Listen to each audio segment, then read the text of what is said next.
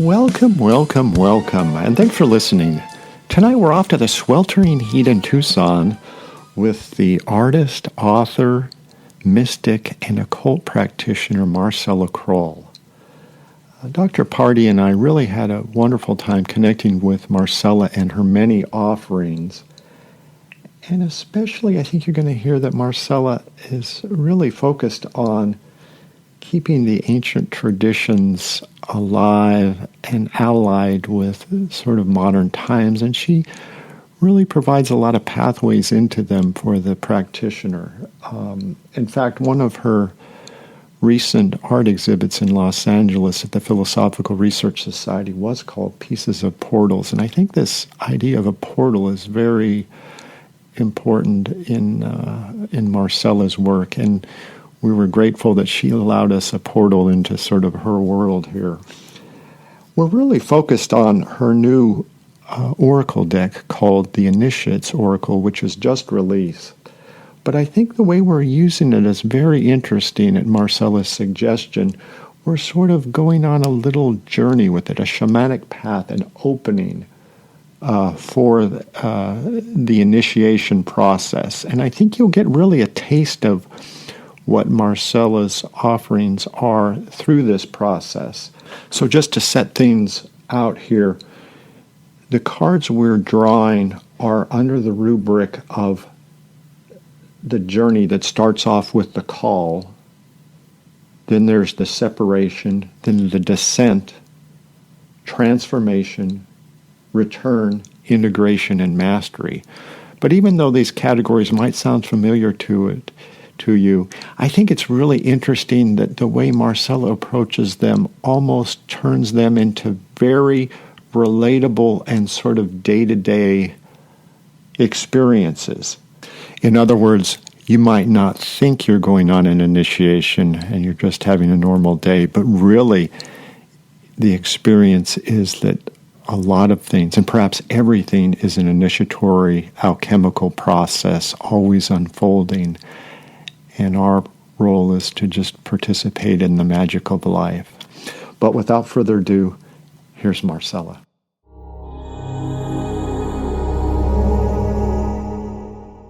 Well, Marcella, hey, I love this Initiates Oral deck, and I just saw that you had an art exhibit in LA at the PRS called Pieces as Portals. And I sort of love what you're getting at, the portals and initiations. It seems to be like you're opening up all kinds of things.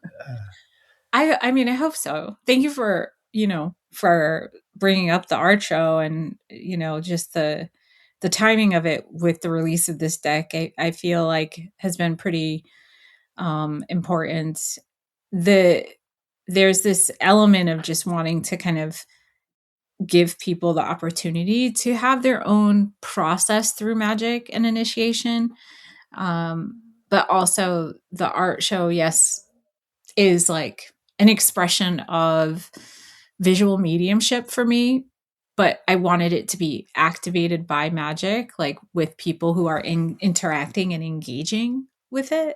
So it's not just like, oh, this is just something you look at, but it can be used in a way of unlocking or inspiring like the next part of their journey or however they want to engage with magic. So we had a really cool panel discussion the night of the opening too, where we talked about, pieces as portals. And there was Lourdes Liner, she's a Tucson poet, was one of the speakers. Naha Armadi, who is the founder and main teacher over at 22 Teachings, which is a Hermetic magic school in LA. And then Alyssa Conger, who is a medium, an evidential medium. And we all, talked about the varying degrees of portals and the way we can engage with them either through divination or mediumship or even just everyday life. So that was fun. Yeah. So and the other thing that I kind of got a sense of is that the word pieces with that, because you have pieces, you have cards, and I saw that you also had in your exhibit ashes and dirt. Yeah. and things, and it seems to be like there's a physicality to it. Well, and also I wanted to just like take away the idea that only certain things can transport you. And even though, maybe the expression of the medium is, or like, it's not just paintings, right? There's mirrors, there's paintings, there's pieces of clothing, even there's ritual wear in there. There's like a cape and a halter and like that have been painted and activated. So I wanted it to look at like, it's not just, it could be an everyday object, that can be recapitulated to be a tool. So all sorts of pieces, yes. And there are ashes from the Boleskine house in Scotland. There's dirt from Bronze Castle in Romania, like the Dracula castle, and just kind of again activating different energies into our reality. So I just like making things. I like making tools. I mean, if it comes down to it, that's why I make decks and books. I think everything it should lend to the purpose of assisting a person on their journey through initiation. Sometimes it might look like a mirror. Sometimes it might look like a deck. Sometimes it might look like a cape that you have to wear on that journey. Like, so yeah, all different types of physical objects. Yeah. And so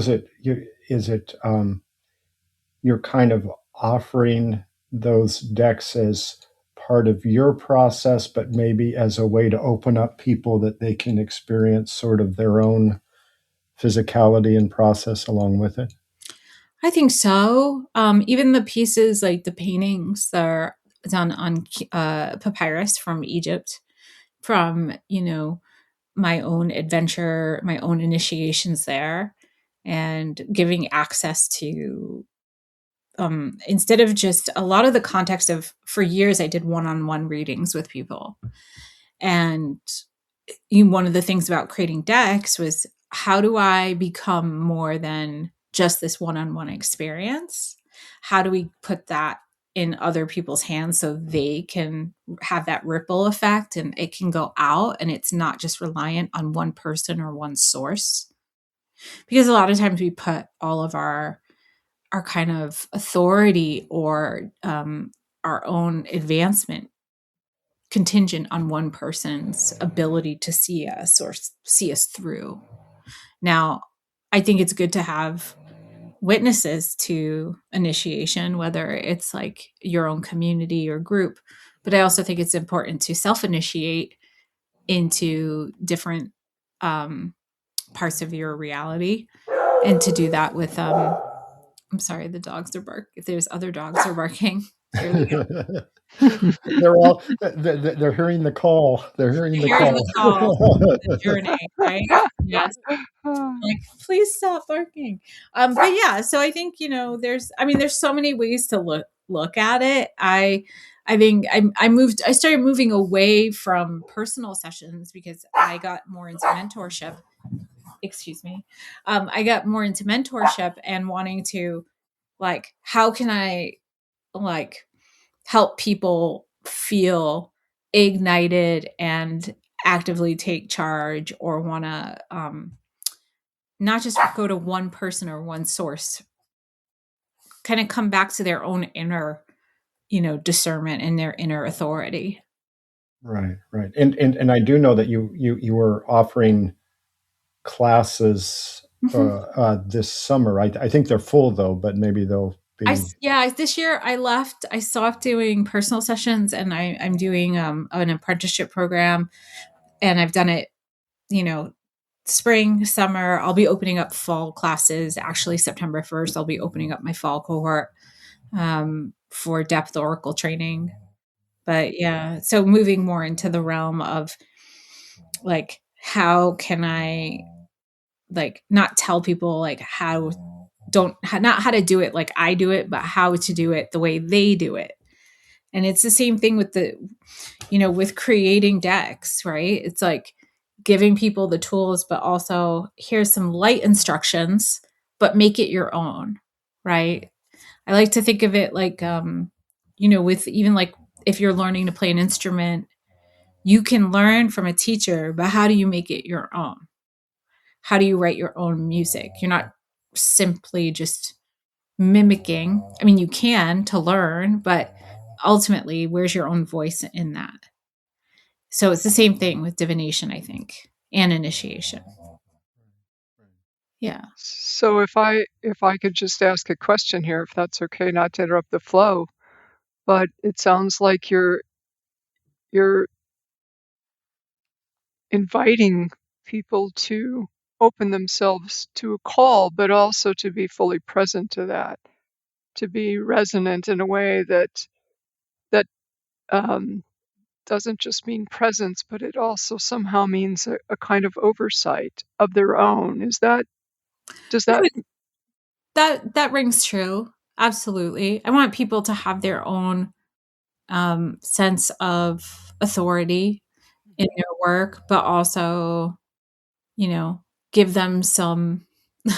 I've learned a lot by doing and falling on my face in certain ways, whether, mistakes in the path or magic or trying to bypass certain things and things I wished I had people to talk to.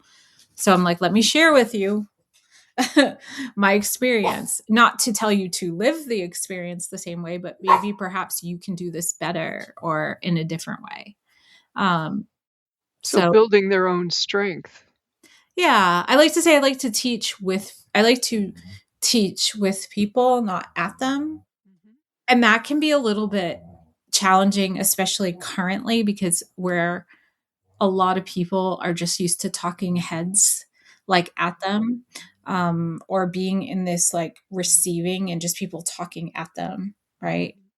I don't like, that doesn't work for me. It makes me feel really uncomfortable, because it puts a hierarchy, like I would rather be like, I've done the thing where I've teach like from the podium and I hate it. I'll get down and I want to be like eye level and like go like, okay, we're all kind of yeah, maybe I know something and it's helpful for you, but we're all like, I'm also still learning, so, and I'm learning how to be um I don't know, like there's a lot that's changed for me, I would say personally, since my own personal initiations when I went to Egypt, which inspired this deck. And the way I show up has changed a lot. So I think, and that definitely relates to the way of sharing or inviting people to kind of be open, but also trust themselves and find their own path. Sure. Is there a way that you would recommend that we could sort of get a taste of this deck? We had talked about maybe doing some, like beginning spread so that somebody could maybe open up and maybe hear a little bit of what's going on with the deck. Yeah. How would you recommend we get started just I mean, there's definitely a couple of ways we can do that. I can pull, well, I think maybe we can. I know I kind of mentioned to you that I like the idea of an initiate's like journey spread, right? Sure. Where we pull, because in any hero's journey, right? Or even if you look at the trajectory of even traditional tarot and the major arcana, there's a story, right? Like there's the call, right? Which is like the awakening or the crisis or the thing that happens that summons the person, right? To their path, right? To their new life.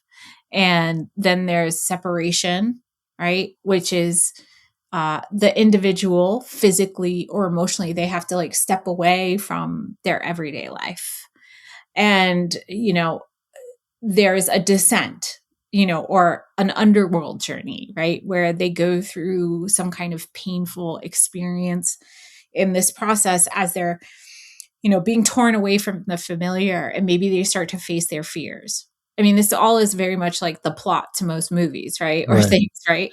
And then there's the transformation, right? Like, as I'm saying this, I'm thinking about like even do you remember Labyrinth with David Bowie, and like she has to. The crisis is she, wishes her brother to go to the Goblin King. And do you remember this movie in the 80s? Yeah, It's been a minute. It's been a minute, but sure. Yeah, who doesn't love she's the like, David Bowie movies? yeah, she's like, so mad about her baby brother and having to babysit him. And she like wishes the Goblin King would take him. And then David Bowie's the Goblin King and he takes him, right? So then she descends, like if there's the separation, she's going through this world trying to find her brother. She goes in and she's in the descent. She's facing all her fears, right? And then there's the transformation, right? In the process, right? There's something that happens, like a spiritual cleansing or an ego death, right? Like the person we thought we're not, right? And then there's the return. There's the coming back into the ordinary reality, right? But now you have this insight, this wisdom, and then the integration, like weaving this ordinary reality with the new insight. How do I apply it? But the final step of initiation, and it's not the final step of living, but it's mastery. And it's bringing everything to alignment and becoming that role, that guide, that teacher. So I know this is a little bit more like heavy duty for a spread, but it might be a nice way to get to know the deck itself. Because I think this deck lends itself not just to, I would say, like asking basic questions like, oh, do they like me? Like it's not like that kind of deck, right? It can be very helpful, but it's a really good deck for going like, okay, like what ritual can I work on right now that would be most supportive of my path? What needs to be faced? What needs to be uplifted? What needs to be shared? And so if we do this like as a 7-card spread, reflecting those things that I mentioned, it might be kind of a nice way to see what themes, and maybe we look at it as, I'm trying to think of like what we could look at it at like the current state of humanity and what is humanity's initiation it's going through right now. Yeah. Or just here in this country, perhaps. Just here. Yeah, we could do that. Yeah, for sure. Or like, what's the initiation of happening for the United States and I have so many thoughts, but yeah. Or maybe not. My head just went somewhere else. I'm happy to do that. Let's see. Let's do it. Do you need something? I think she's very needy. I'm gonna put her back on the bed. Sure. But you have a deck. Yes. And yes. you have the. Yes. Maybe. Should Lynn draw a card while you're doing that? Sure. Yeah. Okay. I'm drawing the card for you, Mike. No. Okay. So here's the setup. So Lynn, Lynn, back in the day, Lynn and I are starting off on this adventure. We're both kids starting off on our journey.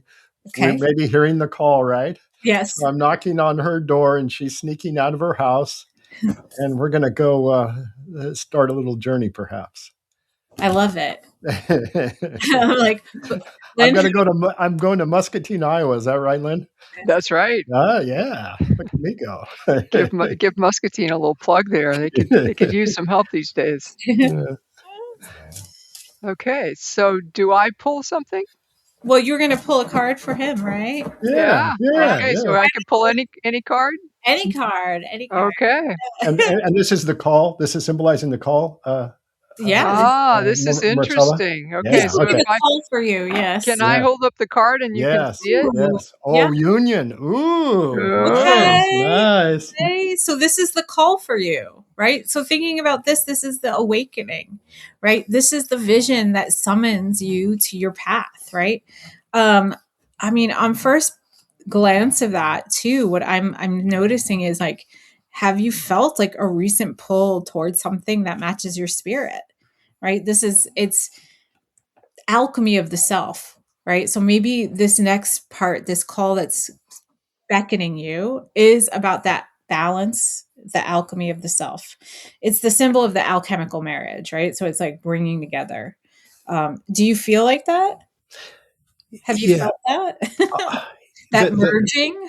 yeah, the first thing that jumped out was that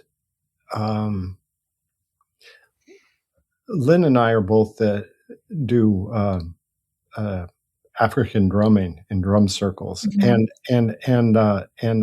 and I think I have a very much interest in sort of like trance like states, and Mhm. so to me, union is inviting the other to Mhm. um, participate in my reality. Mhm.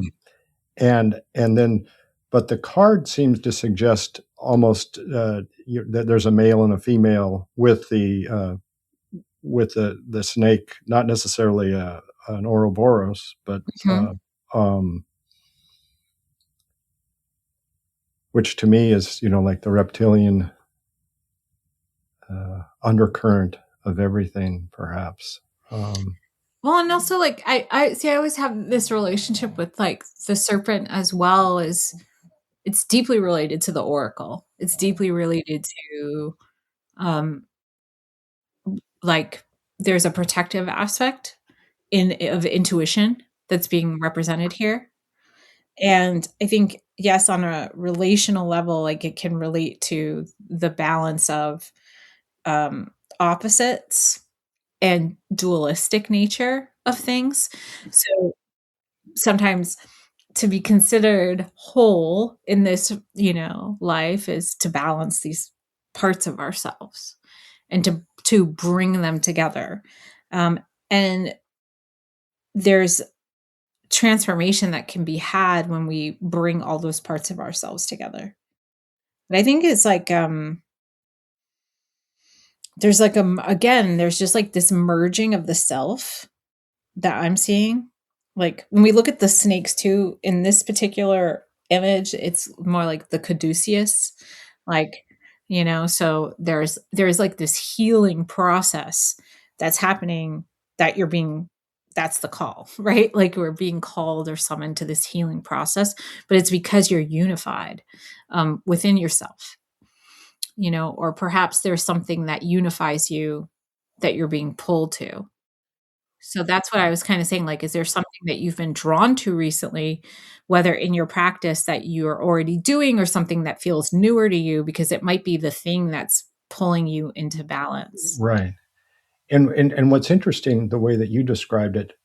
See, typically when I think of the call, I think of it as more like going on an adventure outside yourself and happen to, Mm, you're separating from your current reality. But right? but see, the what you're describing, I think maybe is more appropriate to what I'm doing. It's not so much that I'm going anywhere, but it's almost like I'm not following. I'm not out, doing ADDHD stuff, but I'm just like uh, encountering more of my own sort of stillness and silence, and Mhm. letting that. And so that would go along with your what you were talking about, union too. I think that union of not so much something external or having to do something No, it's outside, internal. but not even to go any place inside, but just kind of like open up to what's already there. Mhm. Yeah, and it's that sometimes too, you see it with, like, what is it, in, like, clear, cognizance, like, it's just that all of a sudden, that fully formed thought that just drops in out of Yeah. nowhere, like, it I didn't never have that, by the way, but I know, yeah, I know matter. what yeah, Really? I'm just kidding. I'm Okay. kidding. But, like, that feeling, "Oh, whoa, wait a minute," and then all of a sudden, that's when we go into the separation, because then all of a sudden, we step away from everything that we've been doing, or at least we step outside of it with this new, like, "Wait, we have new eyes, like, we're seeing it differently." So, yeah, there's quite a few things. There's an interesting um awareness, and it's like what you just said, like having that, oh, maybe it's not outside of me, it's something that's happening internally. that's what's coming up for you. Yeah. That's exciting. And it's almost not even, the cognizance is to me what I'm also not as interested. I'm not interested in sort of like this mental formation, but rather sort of the stillness of, because like you said, the mental formation creates a separation almost. Mhm. And so it is the lack of, have you have are you into like dark retreats at all? The idea of just total cessation Oh, of the like, and I have not done one, but I'm very kind of I mean, interested. I've done like a sensory deprivation tank Right, before. right, yeah, Yeah, yeah. that was intense. But it's and in a way that's like getting the room dark and doing sort of like somatic experiencing or yoga nidra type stuff, and that's kind of like a little taste of it. But I mean that um, anyway, that's it. So this is an oracle deck. Mhm. How do you encounter the oracle? What does that mean to you, or how do you experience the oracle? I personally, in the way that I view the oracle as an archetype, and when I think of um, the oracle is not like, if you're taking the path of the oracle, like, it is not something that you just try on and take off. I think you have to embody it in every part of your existence. So, and the oracle is not just like a prophet, like a prophetess or a seer, or like, the oracle is it's not just someone who does divination, right? The oracle is somebody who changes the energy of the room by their presence. The oracle can reflect back to you the wisdom that you already have, but just by holding up a mirror so you can finally see yourself, right? The oracle functions in a way not limited to, but can include divination, meditation, teaching, just existing, being a living embodiment, like being an organism within any, environment. But again, it's not something you can like turn on and off. But so the path and the commitment to the oracle comes with some caveats of things like, a lot of maybe being misunderstood, or punished in some ways, not, to, like, when I think of Cassandra, or like the Cassandra wound, which is, Cassandra was most notably a Pythia, and was basically given the gift of prophecy from Apollo. And then when Apollo made advances and she denied him, he couldn't take the gift back. So what did he do? He cursed her instead. And Um, she's got a complex because of it. Basically cursed her, yeah, so that, like, she would always know, like, the future and the truth, but would never be believed. So she foresaw, like, the fall of Troy and the Trojan horse, and she tried to warn everybody, and they mocked her, they dismissed her, and then there it is. Like, and I feel like sometimes too there is that energy that comes with being the oracle, but it's something that has to be worked through as part of, I think, the shadow of the oracle. Like, the shadow work of the oracle is having to be like, do you believe yourself though? Like, do you need this outside validation? Or do you really trust and listen to that channel above all? So oracle can hold ceremony, and I mean, there's just so many ways of, you know, being someone who embodies a lot in the physical plane that doesn't normally exist in the physical plane. Like, think of it like being the vessel that has to translate. It's like, imagine being like a magic 8 ball and like having to like translate the universe through a magic 8 ball. Like that's like a big difference. Like that's a big gap, right? So like how do you become able to synthesize down all of the things that you're seeing, feeling, sensing, and then spit it out to make sense? And sometimes it doesn't. Sometimes it's riddles and guesses and, you know, just again, reflecting back to other people. Well, what do you see? You know, and then realizing they've had it within them all along. So yeah, it's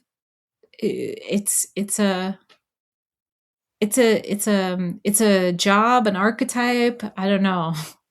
Like, And then the part that's so interesting as you describe this is that the oracle also then has to find or to sense in oneself the ability to manage the pain of being spurned, even as you're trying to do something that, is helpful in the world. And yet, I guess the curse is that you can't really turn it off. So, you can't, yeah.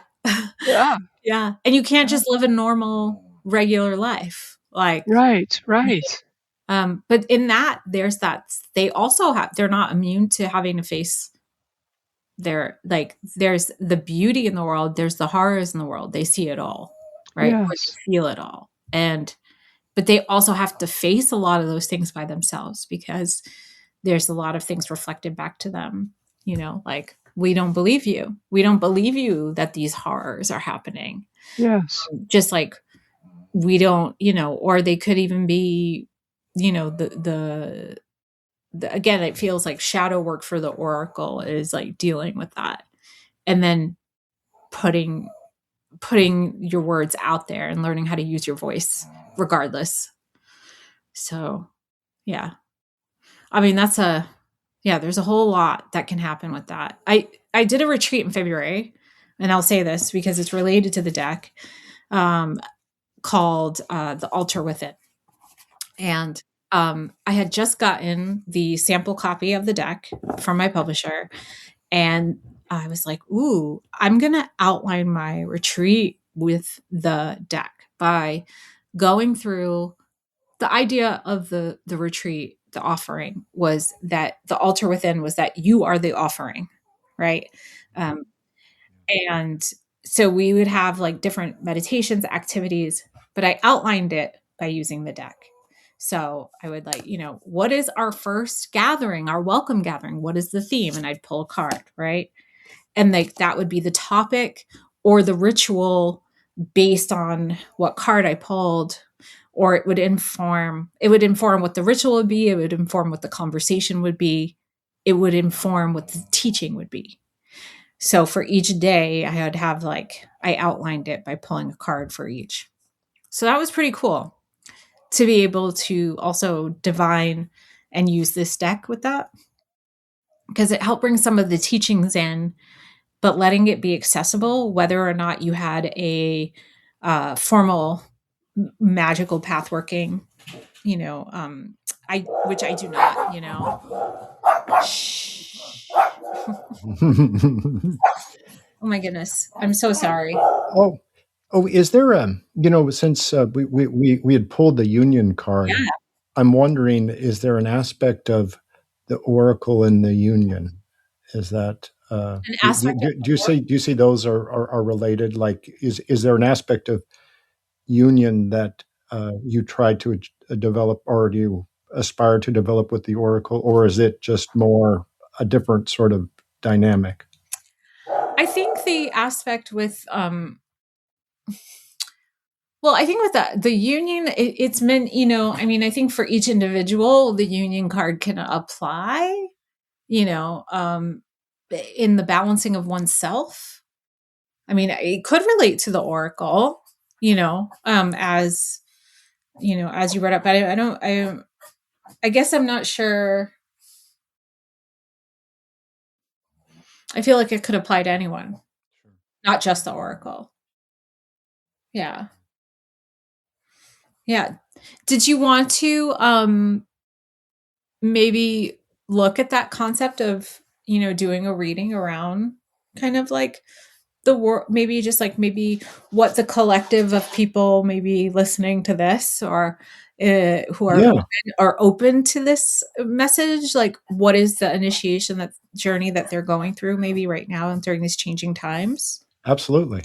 Okay. Because I feel like even focusing on this country, it's like there's quite a few journeys happening for people. I hope so. Focusing it on our collective of listeners. We'd be an awful boring country if not. Seriously. I'm gonna, okay.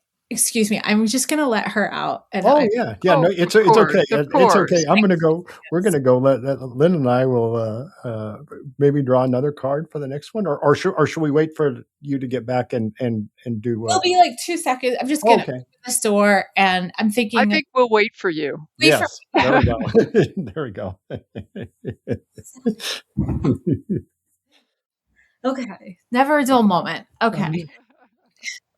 So the call, the union, right? So the next card would be the separation. Yes. Right? Mm-hmm. That's scary. What? I don't even have the card yet, and I'm afraid. No, I'm. Okay, so am I supposed to pull a card now? Yes. Okay. All right. What is the Well, here's what we have. What? Divinity. Ooh, nice. Well, what's interesting is, right, even just looking at the image, right? I mean, you see the people, they're standing before each other. And almost, don't you feel that's very symbolic of like kind of humanity right now? Like feeling kind of like looking at, like observing in this kind of spectacle of a place, like individualism, right? But also self-realization, right? Yes. And, you know, and I think it's also really interesting that we're in this time of the proclaimed individual, but also we're trying to figure out what community and collective mean. We want those things, but we've been hyper like made aware of how we had to be individualists, right? Like how, so this is kind of the separation in our, like stepping away from our normal everyday lives. So maybe the things that we elevated in our lives, the people, the places, the things, the jobs, the identities, these are the things we're stepping away from. And we're looking like from an outside perspective. Like the visual that I get is, I mean, not to be too grim here, but I had a near-death experience. And I remember at one point being outside of my body and looking at myself. It's almost that got that feeling to it for me anyway. Like when I'm thinking of that, like this separation, like we're finally observing ourselves from a different place.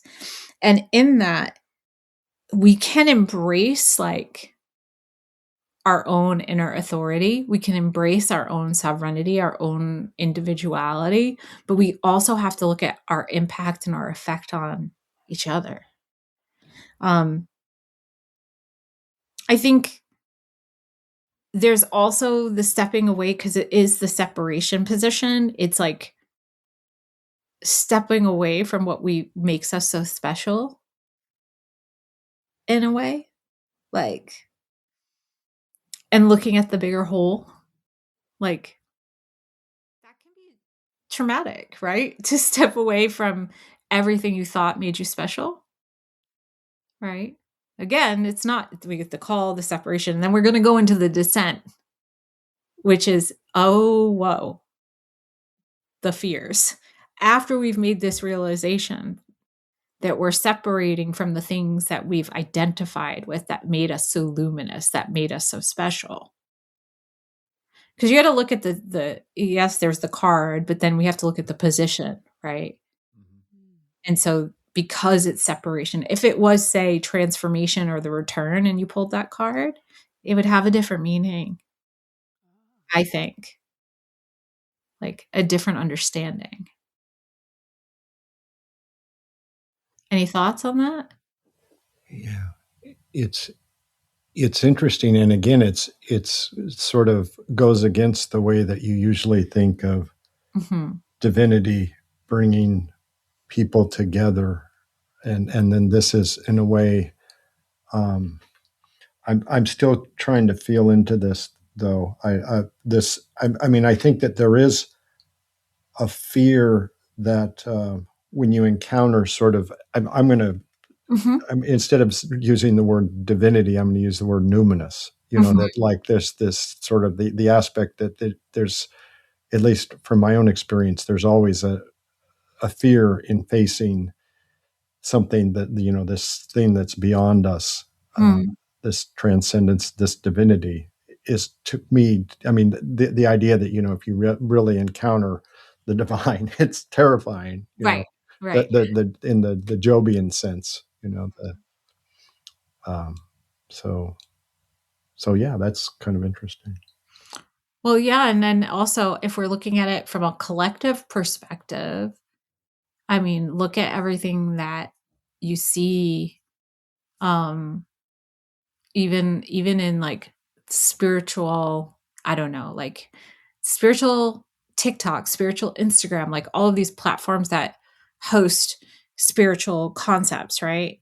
And the division in that, like the things that are supposed to unite us are actually separating us, like more by righteousness or who's, you know, what's real, what's not. Um, it's a really interesting thing to think of divinity in a way of separation and how it's Yeah. dividing us. Or even the crass separation of the different monotheistic faiths seem to be in tension, you know, between in the Middle East and elsewhere, you know, as Right. It's yeah. it's the thing that's supposed to unify us to Right. something like some universal whole, like thing, like some universal love or whatever it's supposed to be, but we're actually more separate. So that's interesting. Yeah. Is it So time then to? it would lead you to the descent, Yes. which is Is it? it's descent time. It's time. Oh. Oh my. Okay, Okay. so What's No another pressure, another Lynn. You're in charge of the descent. Where are we oh going? my. Okay. No pressure, Lynn. Yeah. Okay, well this is I'm Be the not psychopomp and take us to the underworld. okay. Well, I'm not sure I've done that here. I don't quite know how this card would fit with it, so I'll show you and you can tell me if maybe it was Intuition. Ooh, intuition.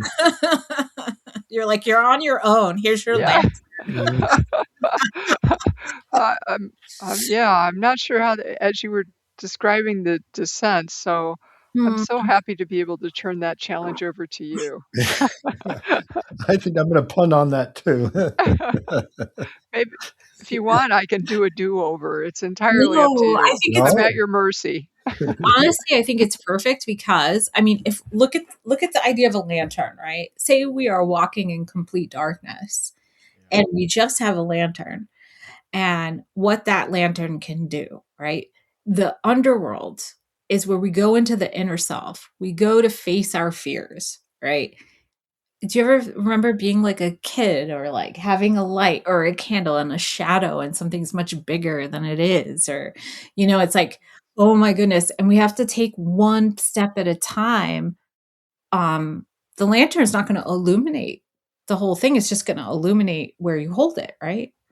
So it's really asking you that as you go into the underworld using your intuition while you're there to face the things you need to face, not necessarily the biggest or scariest but like, where do I need to go? And sometimes that's terrifying to have to trust yourself, or, face those painful inner parts, those things that you're most scared of.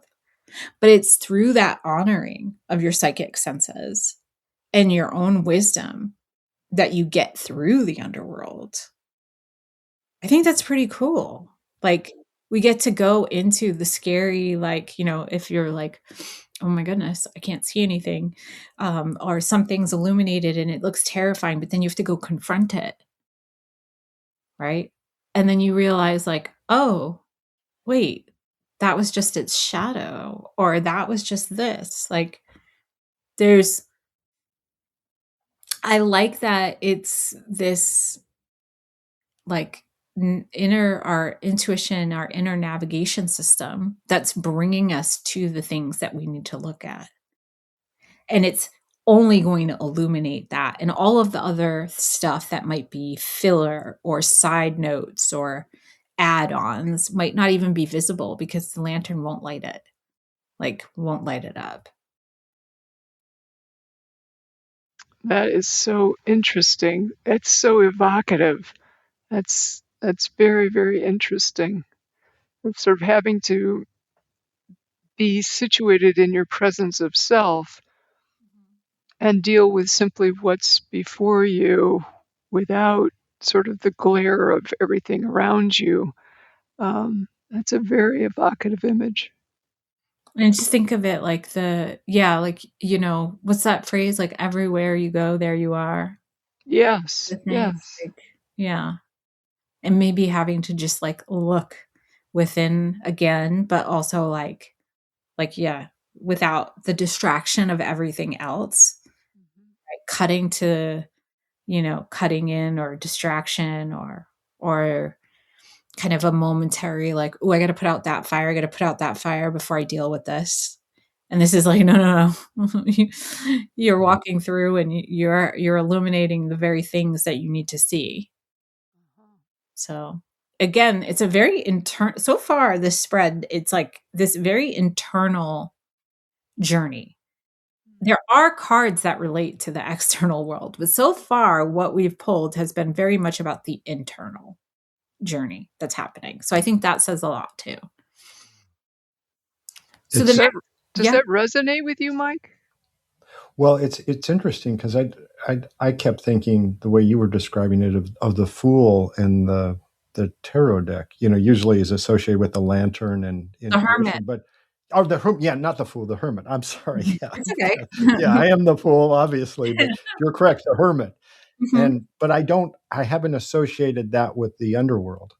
I haven't associated the Hermit with being in the underworld, but right. But obviously it could be because he's lit up. It's just like a new, oh yeah, of course. Well, he's also carrying in the tarot, in his lantern, it's the star. Yeah. The star from the star card is in his lantern. Yeah. And so I noticed, to go on a little sidetrack, you've got another book, Marcella, called Psychic Self-Defense. Oh, yeah, magical shielding. Yeah. Well, that's coming out, right? Yes, that's coming out on March 1st, I believe. Yeah, but it's a psychic self-defense guide. Yeah, which I thought reminded me of Dion Fortune's book, yes. kind of the similar type, which reminded me of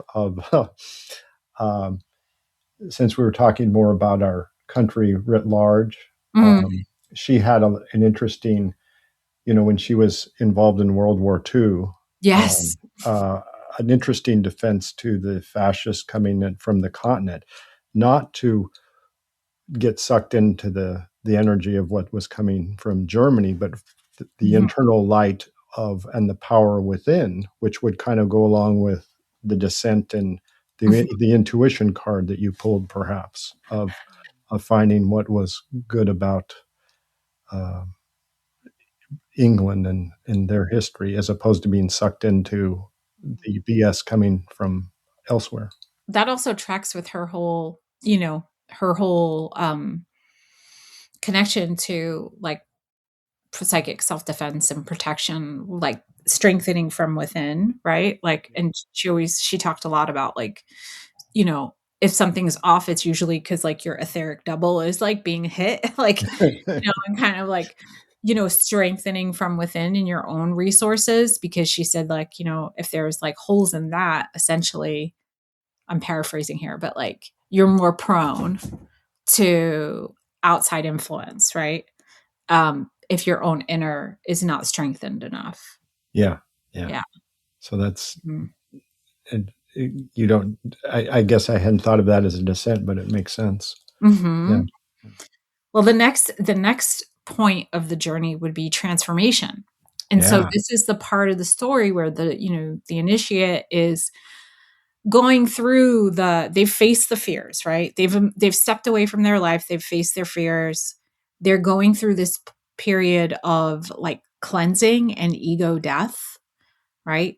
So like really changing, think of it like that. Yeah. So this is the transformation. So what does the transformation look like? All right. Lynn, what Here we go. direction? Yeah. Oh, okay. Yeah. Well, I kind of love that because this is like the plot twist. Like, it's like, it could go any direction, right? Like at this point, like this literally, this card is a finding your way card, right? Like it's where you receive your next instructions. It's the road is starting to open before you, like you're preparing. So I think in this period, especially with this direction and having it relate to the ego death, I think this also pertains to the transformation is becoming the new assignment, right? Like, well, if the old is not, if I'm supposed to do this and the old is not here anymore, if I'm no longer like, who am I without my fears? Right? Because that's the other thing. Some of us get caught up. Our life purpose is based on what we're afraid of, right? Well, what if you don't have those things to be afraid of anymore? What's your next move? Right? So I feel like this is in the transformation is like the initiate gets to decide what's the next step. I'm ready. I'm ready to receive direction. And so there's also, if you look on the card, right, you'll see there's the 4 directions, right? There's the 4 cardinal directions. There's also like the arrows that represent direction. And there's this, I feel like this is like all roads are open. Anything is possible, right? So it also means that the paths are opening up. They might not be fully revealed just yet, but the paths are opening up. So if there were any, like all of the obstacles and the pain and the fears, all that stuff feels like it's gone in this transformation. So yeah, I think there's also a level of trust that has to happen at this point of the initiation. That's one thing I think is hard sometimes for humans, is to not jump to, oh no, all right, I got to figure out what's next. There's something about being kind of stationary in this transformation and just being like, I just have to stay here until this is complete, and I'll know what to do when it shows itself. Is the direction that you're kind of feeling into here, is this like, I'm almost getting the sense that this kind of is the intuition manifested, because now you're actually taking action on the intuition. Is that sort of the sense that you're getting? Because the way you've got this deck is a little bit different, but that's the way I'm sort of. I think it's like, it is part of the action is waiting, like is knowing that all roads are clear, everything is lining up. And this is the cleansing period, right? In transformation, like this is the kind of like, this is the thing where we're like, I have no idea who I am anymore. But because I don't have this fear or I like sense of who I used to be, but I'm not quite in the new yet. So the action is almost in the idling, waiting, but we're not impatiently waiting. We're not stuck. We're not being held back. We're being stripped clean. So the direction is like anything is possible right now, which can be, there's no going back and there's no going forward yet. But the next card after the transformation is the return, which will tell us, okay, like, so what is the next step, right? Because again, we had to get away from everything we knew, face every fear we had, get back to neutral, get back to this place where we're like, almost like a clean slate, you know, not perfection, but not without faults, not without a history, but from a place where we can energetically reset. So that's the cleansing, right? The relighting the pilot light to go again, right? Almost like refueling after like you've been on a road trip and you're like, okay, we got to refuel, we got to maybe stop and eat something. What is next? All right. What is next, Lynn? Return. Right. What is the Here we return? go. Return. This is coming back up into the ordinary reality. Ooh, virtue. Ooh, nice. I know. Look at all the books on the card too, right? Like this Love those books. right. And this is like we're coming back up to the new reality where we're coming up with our we've got new insight, right? We have new perspective. And so with virtue, when I think of virtue, is like it's not about moral superiority, right? It's about trustworthiness, you know, being ethical, but again, not morally superior, right? It's like, look at all this stuff I learned. I learned how to not be afraid of myself, or I learned how to let go of these things that I thought defined me. Right? Maybe what I once thought was true, it doesn't mean it's not true still for others, but maybe it's different now. So there's almost this understanding of having more wisdom and returning with that wisdom and sharing that wisdom as their experience, not as gospel, but as this is what happened to me. Right? So embodying that. So that's what they're embodying. Yeah. Is there any significance that this is the last card in the deck in terms of your booklet, or is it not? Virtue concludes the book It's just that accompanies the Oracle deck. No, it's just in alphabetical order in the. Okay. I didn't. Yeah. Okay. Yeah. What do you call that? Where you read something in that's not there? Yeah, it's okay.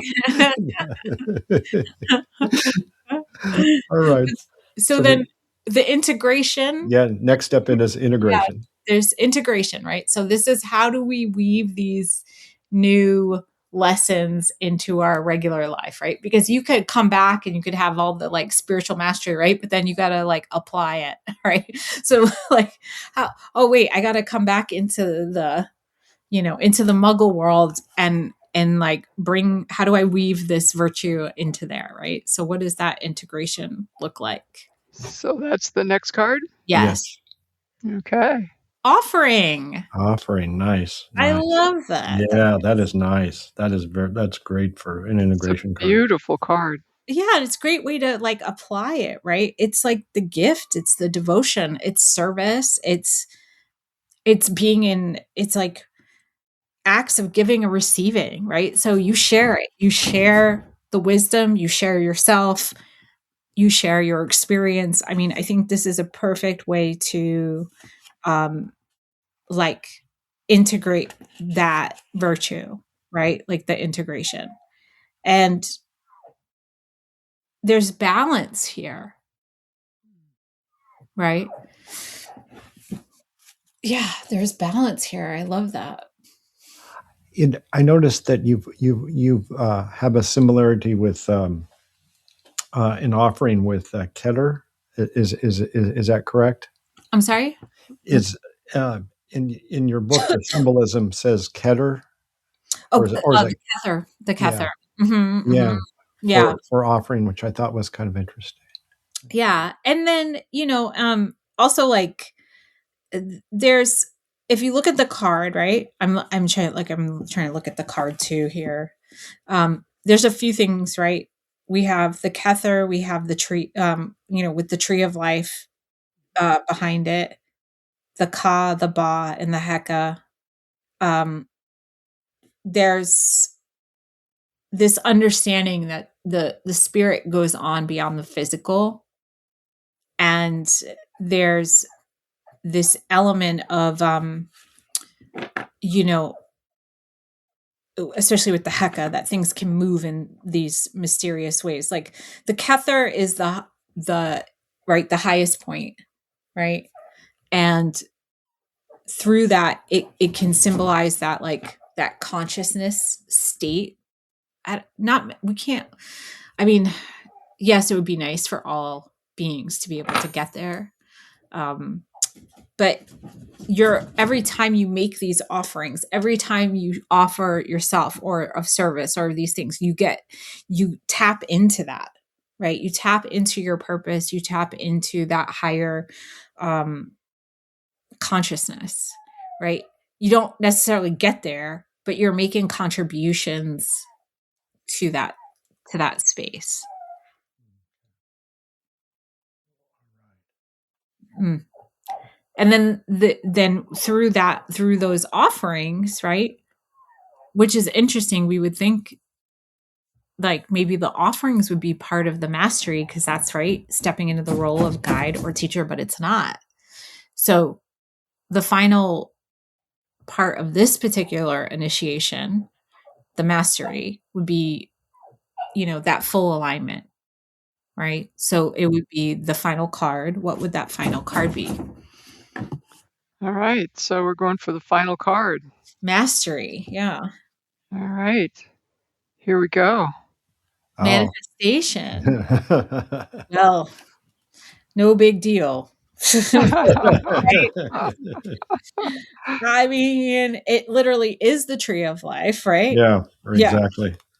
I mean, it is the incarnation of our desires. It is the alignment of all of the efforts that you've put in, right? So the whole journey, because even people who are on a hermetic path or walking, the tree of life, isn't that the whole point? You have to walk the whole tree, right? So yes, and that's a initiation of itself, right?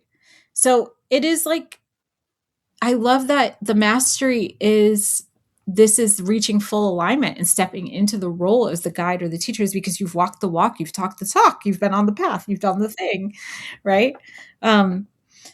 So yeah, there's a lot that's ripe here. I love this because it's almost like turtles all the way down. Yeah. Because you the mastery is the journey. Journey, right? Yeah. It's like, and there you go. You're like, yeah, start all over again. Yeah, but you weren't even on a journey because you were already there. You were already there. I mean, that's the kicker of it all, right? You're like, oh, geez, this could have been an email. No. Yeah. But did you not get it, right? I mean, I think that is the thing about being human too. No matter how much someone breaks it down and explains to you, doesn't matter, whatever religion, whatever way, whatever email, whatever note, there's nothing like just going through it and having that experience, right? I think it started raining. In Tucson? Yeah, just now. No way. Yeah.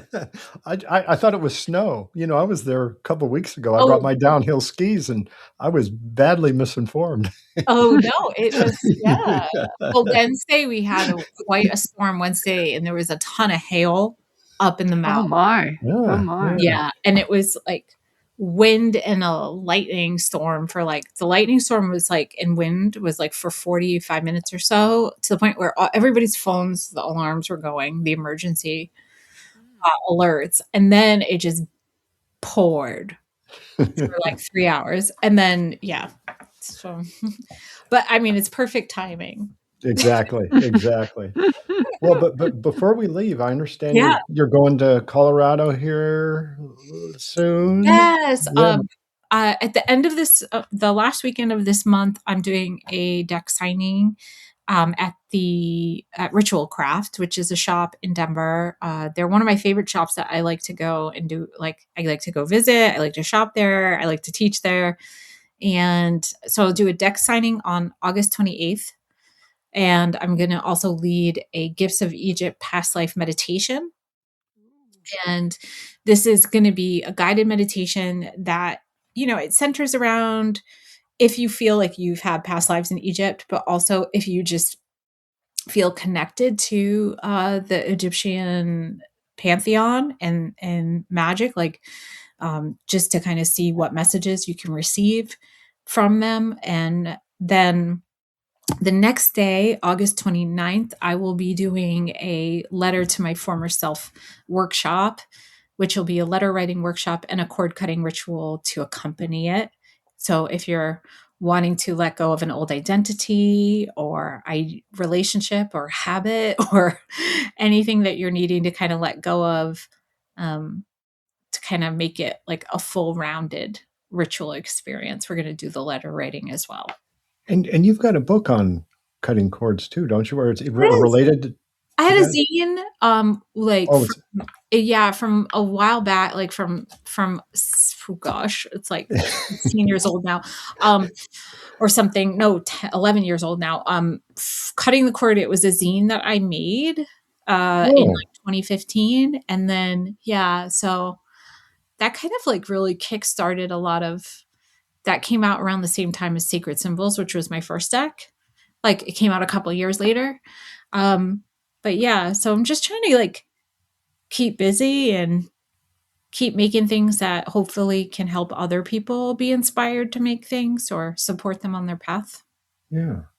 And you have a book coming out in 2027 on magical shielding, right? And yes. And there's Incantations 125. Oh my gosh. Yeah, that's what I'm incantation. So I just signed two contracts with Wiser. So Incantations 125 is going to be, it's kind of inspired by Spell 125, which is in the Book of the Dead. And it's going to be all, magical incantations for all sorts of things. It's a little bit more poetic. And then the Divine Infernals deck, or it's not a deck, it was going to be a deck, but it's going to be a book actually, is all about kind of infernals, darker gods, goddesses, demons, things like that. Just kind of a reference book. And it's just been kind of a special interest thing for me lately, and I've been really enjoying drawing them. So I wanted to create something that people could reference or get to know and understand the balance of the shadow and not just like look at things as good or bad. Oh, wonderful. People have a lot of, ideas about darker kind of gods or goddesses or like demonal, like they think of it as one way. And so I wanted to make something that was a little more well-rounded. Oh, wonderful. So you've got a lot of stuff in the works. Wonderful. Yeah, wonderful. I'm excited though. I feel like it's a good problem to have right now. So I'm okay with that. Yeah, an abundance of riches in many ways. Yeah. I mean, I feel really fortunate that I get to, obviously, like, this has been my reality for a long time. Like, I think, and again, back to just full circling with the Oracle, like, I don't get to just like put the Oracle hat on and take it off when I want to. It's like, and I've been fortunate enough to be able to express that in this life in a way that supports me. And I'm grateful for that. Oh, wonderful. Well, we appreciate your time, and thanks for having on and sharing this wonderful new Oracle deck and a wonderful way to understand it and work with it in our sort of own journeys.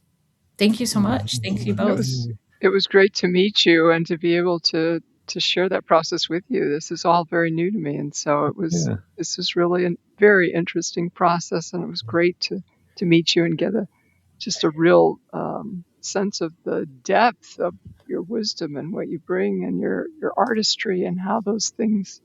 It's just marvelous. So very nice to meet you. You too. Yeah. Thank you. And I heard there's a good bookstore in Tucson you could buy this at, perhaps. Yes. That's right. Yeah, I know them. Nexus Occult Books and Oddities in Tucson. There's definitely a place you can get the Initiate's Oracle or other fine retailers in your city if you're. All right. Thank you, Marcella. Many blessings. Have a great week. Thank you. Yes. And to your dog, bless her heart. Yes. Thank you.